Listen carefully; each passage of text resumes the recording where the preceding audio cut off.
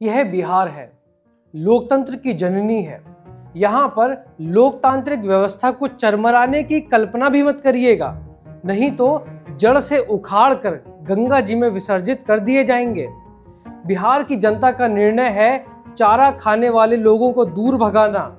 बिहार की जनता ने पूरी तरह से जंगल राज को नकारा है, जंगल राज न आने देने का निर्णय लिया है।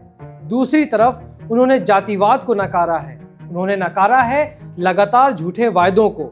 एक बार मोदी जी ने सेंट्रल इलेक्शन कमेटी की अध्यक्षता करते हुए माननीय राष्ट्रीय अध्यक्ष नड्डा जी ने निर्णय दे दिया और सूचना आ गई तो सोचना बंद और काम चालू, क्योंकि सूचना के बाद सोचना बंद यह हमारे संगठन की एक कार्य पद्धति है। शाहबाद और मगध क्षेत्र वीर कुंवर सिंह जी का क्षेत्र है, राष्ट्रवादी लोगों का क्षेत्र है, महर्षि वाल्मीकि का क्षेत्र है, उनकी तपोभूमि है, हिंदूवादी लोगों का क्षेत्र है। यह प्रभावी विचारधारा है ऋतुराज सिन्हा की, जो भाजपा के राष्ट्रीय सचिव और पार्टी की राष्ट्रीय कार्यकारिणी के सदस्य हैं, जो बिहार से यह पद संभालने वाले एकमात्र व्यक्ति हैं।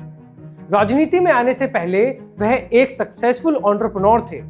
इन्वेस्टमेंट बैंकर के रूप में काम करने के बाद उन्होंने अपने पिता की सिक्योरिटी फर्म SIS इंडिया को $1 अरब के एंटरप्राइज में बदल दिया और 2008 में ऑस्ट्रेलियाई फर्म चब सिक्योरिटीज को एक्वायर किया। राजनीतिक रूप से वह भाजपा के मजबूत गढ़ पटना साहिब सीट से अब तक एकमात्र कायस्थ सांसद रहे हैं। बिहार विधानसभा चुनाव 2025 में ऋतुराज सिन्हा ने एक प्रमुख रणनीतिकार के रूप में अपनी पहचान बनाई।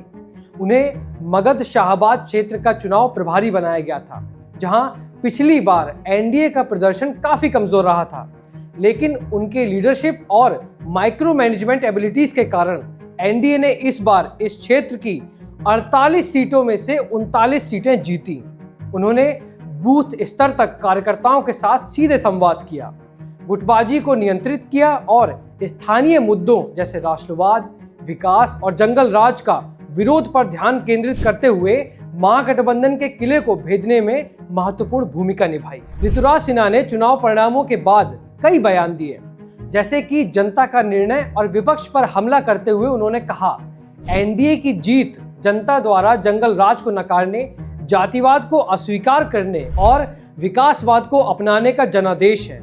उन्होंने कहा कि बिहार की जनता ने मोदी नीतीश के ईमानदार और परिणाम देने वाले नेतृत्व को चुना है। उन्होंने विपक्ष के EVM पर दोषारोपण को खिसियानी बिल्ली खंबा नोचे करार दिया और इसे अपनी कमियों को छिपाने का प्रयास बताया।